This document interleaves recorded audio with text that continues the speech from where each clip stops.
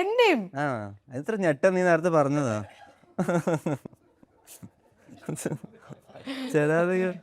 ചിലതുകൾ ഇഷ്ടം. പിന്നെ I like തായ്മനം.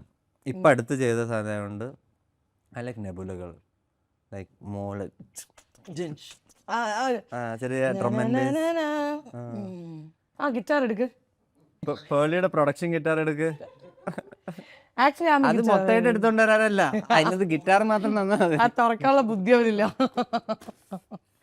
എടാ ഇത് എത്ര വർഷം പഴക്കമുള്ള ഗിറ്റാർ? നീ അതിന്റെ കവർ തന്നെ ജഡ്ജ് ചെയ്യണ്ടാവും. Don't judge a book by the cover. Literally.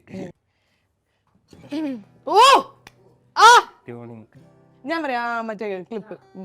Tune ചെയ്യട്ടെ, നിനക്ക് സമയം എടുക്കും. നീ എല്ലാരെയും ട്യൂൺ ചെയ്യോടാ? പുട്ട് എങ്ങനെയാ നീ വൈഫിനെ ട്യൂൺ ചെയ്ത? റോൾ ചെയ്യാത്ത നന്നായി. ഇത് റോളാ ഇതല്ല, ഇങ്ങനെയല്ല എണ്ണ. എങ്ങനെ ട്യൂൺ ചെയ്ത? നല്ല കുട്ടി കേട്ടാ, എന്റെ സുന്ദരി കൊച്ച് വൈഫ്. ഞാൻ അവിടെ എങ്ങനെ ട്യൂൺ ചെയ്തോ? ആ അത് കേട്ടു അല്ലേ. ആരെയാണ് ട്യൂൺ ചെയ്തത്? എനിക്കൊന്ന് അവിടെ എന്നെ ട്യൂൺ ചെയ്തോ?